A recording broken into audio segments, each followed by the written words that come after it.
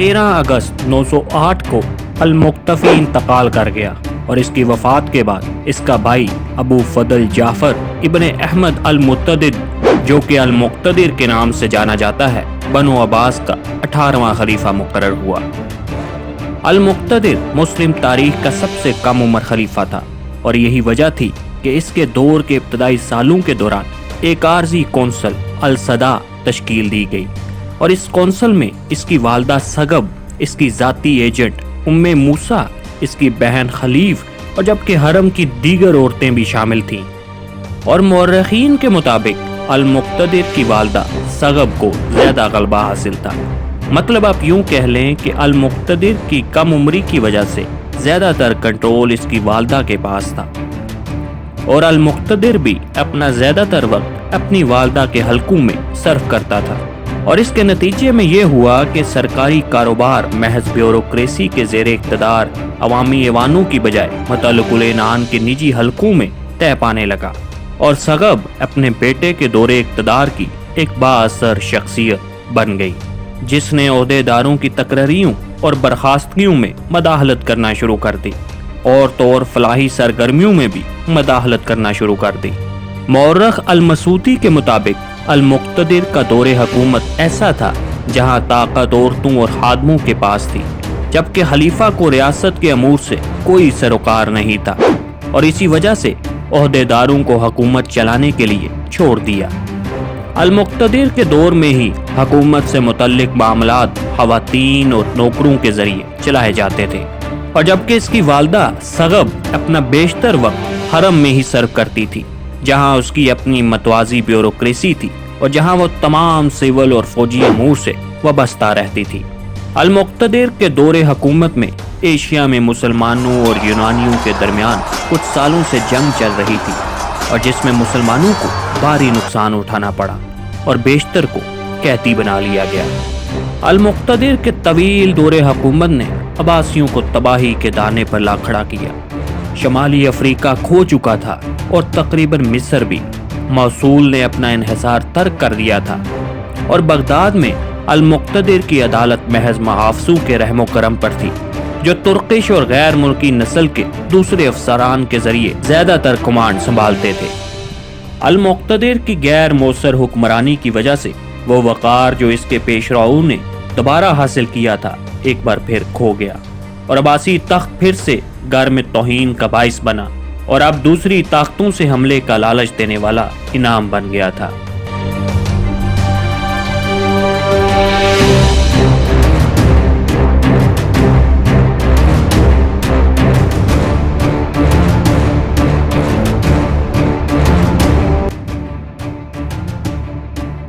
بڑھتے ہوئے تنازعات کی وجہ سے المقتدر کو خلیفہ کے منصب سے اتار دیا گیا، اور پھر اس کے بعد القاہر باللہ کو 19ویں خلیفہ کے طور پر منصب پر فائز کر دیا گیا،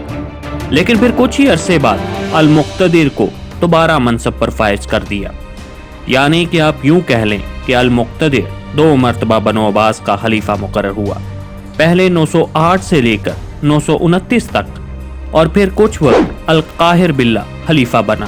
اور پھر دوبارہ المقتدر 929 سے لے کر 932 تک خلیفہ مقرر ہوا، اور پھر 932 میں اپنے ہی فوجی کمانڈر المظفر نے اسے قتل کر دیا،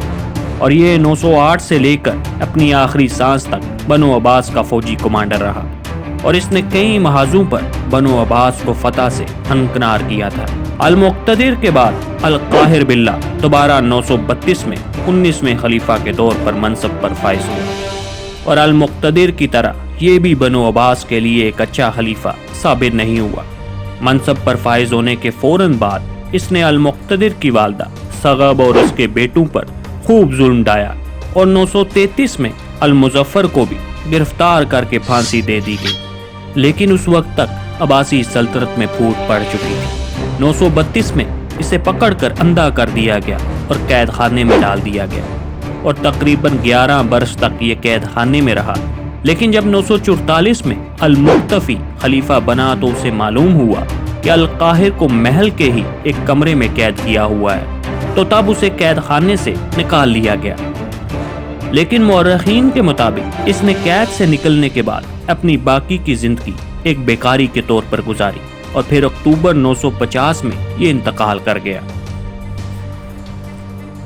ابو عباس احمد ابن جعفر المقتدر، جو کہ الرضی باللہ کے نام سے جانا جاتا ہے، اور یہ بنو عباس کا 20واں خلیفہ تھا، اور الرضی کے حق میں تخت سے دستبردار نہ ہونے پر ہی القاہر کو اس نے قید میں ڈال دیا اور اسے اندھا کر دیا تھا۔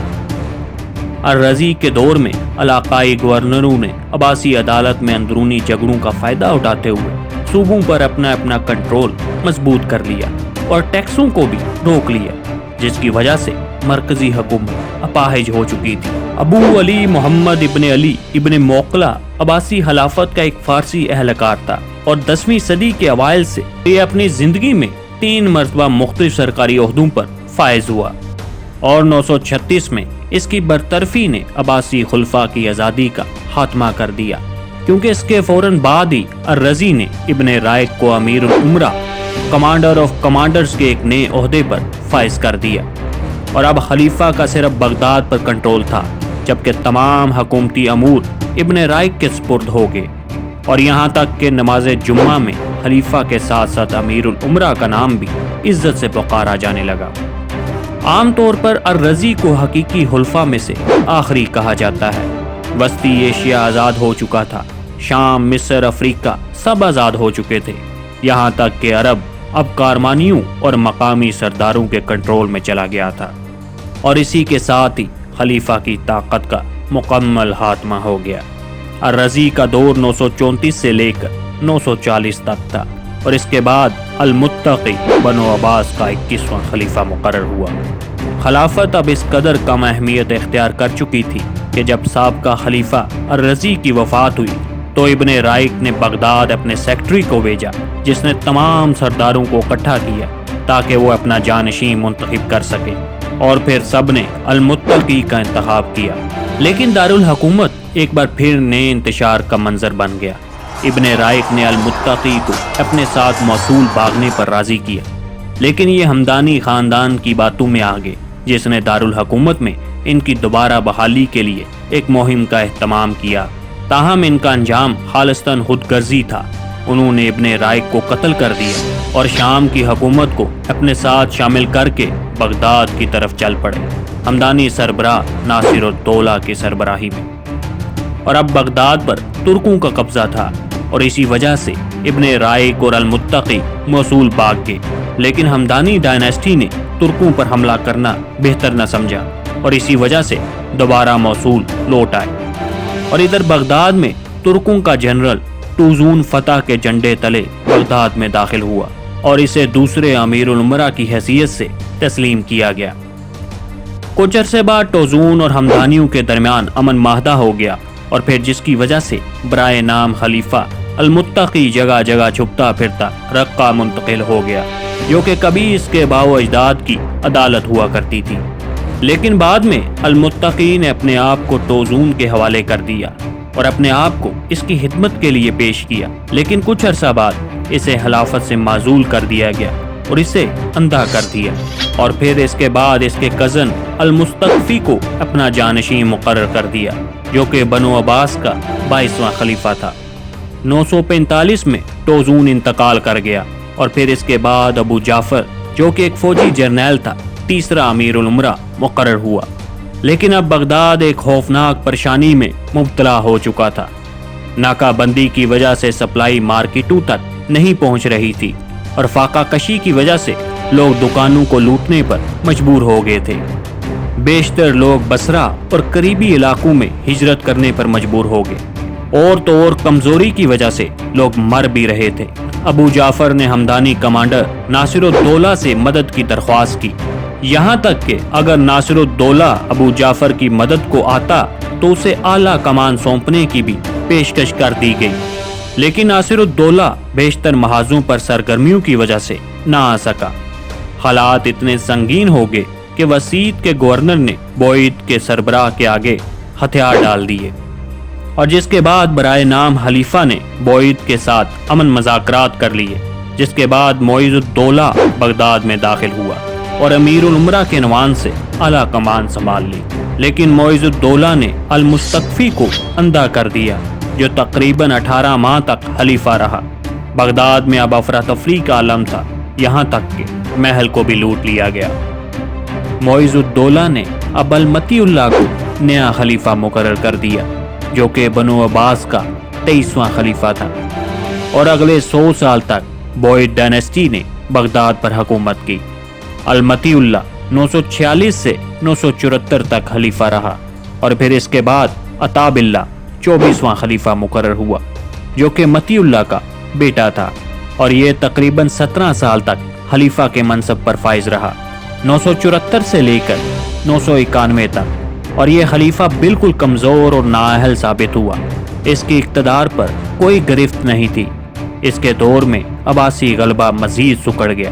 شام اور حجاز پر فاطمی سلطنت کا قبضہ تھا۔ عباسی سلطنت اب کوئی فتح یاب ہونے کی پوزیشن میں نہیں تھی۔ سرحدوں کا تحفظ اب ان چھوٹی چھوٹی ریاستوں کی ذمہ داری بن گئی تھی جو سرحدوں پر قائم ہو چکی تھیں۔ 991 میں نئے امیر الامراء بہاءالدولہ نے اسے ہٹا کر القادر باللہ کو نیا خلیفہ مقرر کر دیا، اور القادر تقریباً 40 سال تک خلیفہ رہا، اور 87 سال کی عمر میں اس کا انتقال ہو گیا، جس کے بعد 1031 میں اس کا بیٹا القائم امیر اللہ خلیفہ مقرر ہوا۔ القائم کے طویل دور حکومت کے پہلے نصف حصے میں شاید ہی کوئی دن ہو جب دارالحکومت میں کوئی ہنگامہ نہ ہوا ہو، اور اس کے دور میں سلجوقی سلطنت اپنی داغ بیل ڈال چکی تھی، اور یہ خاندان اب اپنا اثر و رسوخ بڑھاتا جا رہا تھا۔ القائم 1075 میں انتقال کر گیا، اور یہ تقریباً 44 سال خلیفہ رہا، اور اس کے بعد اس کا پوتا المقتدی 27واں خلیفہ مقرر ہوا، اور اس کے دور میں عرب کے مقدس شہروں کو فاطمی سلطنت سے بازیاب کرا لیا گیا، اور سلجوقی سلطنت کے ساتھ تعلقات مزید ہموار ہوئے، جس کے نتیجے میں ملک شاہ اول جو کہ سلجوقی سلطنت کا سلطان تھا، اس نے اپنی بیٹی کی شادی المقتدی سے کروا دی، اس غرض سے کہ اس کا پوتا خلیفہ اور سلطان دونوں منصب پر فائز ہوگا۔ المقتدی تقریباً 9 سال خلیفہ کے منصب پر فائز رہا، اور اس کے بعد 1094 میں المستظر نیا خلیفہ مقرر ہوا، اور یہ 24 سال خلیفہ رہا، اور یہ خلافت کے لیے نہایت غیر مؤثر ثابت ہوا۔ اس کے دور میں یروشلم پر صلیبیوں نے قبضہ کر لیا۔ 1099 میں 1118 میں المستظر انتقال کر گیا، اور پھر اس کا بیٹا المسترشد باللہ نیا خلیفہ مقرر ہوا جو تقریباً 17 سال خلیفہ رہا، 1118 سے لے کر 1135 تک۔ خلافت سلجوقی سلطنت کے کنٹرول میں آ چکی تھی۔ نئے خلیفہ راشد نے اپنے باپ المسترشد کی طرح سلجوق ترکوں سے آزادی کی ایک اور ناکام کوشش کی، اور پھر جس کے نتیجے میں اس کو معزول کر دیا گیا، اور اس کے بعد اس کے چچا المقتفی دوم کو 1136 میں نیا خلیفہ مقرر کر دیا گیا جو کہ بنو عباس کا 31واں خلیفہ تھا، اور یہ تقریباً 25 سال خلیفہ کے منصب پر فائز رہا۔ مورخین کے مطابق المقتفی ایک نیک نیت، قابل اور بہادر حکمران تھا۔ اپنی خلافت کے 25 سالوں کے دوران اس نے پورے عراق اور شام میں دشمنوں کے خلاف بہت سی چھوٹی مہموں کا آغاز کیا۔ 1160 میں المستنجد باللہ نیا خلیفہ مقرر ہوا، اور یہ 10 سال خلیفہ رہا، 1160 سے 1170 تک، اور اس وقت فاطمی خاندان کا خاتمہ ہو چکا تھا جو تقریباً 260 سال تک جاری رہا، اور اس خاندان کا خاتمہ صلاح الدین کے ہاتھوں ہوا تھا۔ 1170 میں المستنجد باللہ کا بیٹا المستدی خلیفہ بنا، اور اس نے بھی 10 سال تک حکمرانی کی۔ 1180 میں الناصر الدین اللہ نیا خلیفہ مقرر ہوا۔ اس کا مقصد سلجوقی سلطنت کی طاقت کو کچلنا تھا اور اسے اپنے ساتھ تبدیل کرنا تھا، اور 1194 میں یہ اپنے عزائم میں کامیاب بھی ہو گیا، اور اب وہ وقت آ چکا تھا جب وسطی ایشیا علاقوں میں ایک وحشی فوج منڈلا رہی تھی، اور خلیفہ نے اس کا خطرہ لاحق محسوس کر لیا تھا۔ الناصر نے 45 سال حکمرانی کی، 1180 سے لے کر 1225 تک، اور اس کے بعد اس کا بیٹا الظاہر 35واں خلیفہ مقرر ہوا جو صرف 9 ماہ تک خلیفہ رہا۔ اور پھر انتقال کر گیا، اور پھر المستنصر کو نیا خلیفہ مقرر کر دیا گیا جو 1226 سے لے کر 1242 تک خلیفہ رہا، اور اس کی وفات کے بعد المستسم باللہ بنو عباس کا 37واں اور آخری خلیفہ تھا۔ 632 میں عباسی سلطنت قائم ہوئی، اور خلافت کی پوری تاریخ میں سب سے بڑی آفت کا المستسم کو سامنا کرنا تھا، اور وہ آفت تھی چنگیز خان کی، جس نے پہلے ہی وسطی ایشیائی علاقوں پر قبضہ کر لیا تھا۔ اور پھر 1258 میں عظیم عباسی سلطنت جس نے تقریباً 625 سال حکومت کی تھی، 13 فروری 1258 میں اس کا خاتمہ ہو گیا منگولوں کے ہاتھوں۔ لاکھوں مسلمانوں کا قتل عام کیا گیا، اور خلیفہ کو قالین میں لپیٹ کر اپنے گھوڑوں کے ساتھ رون ڈالا۔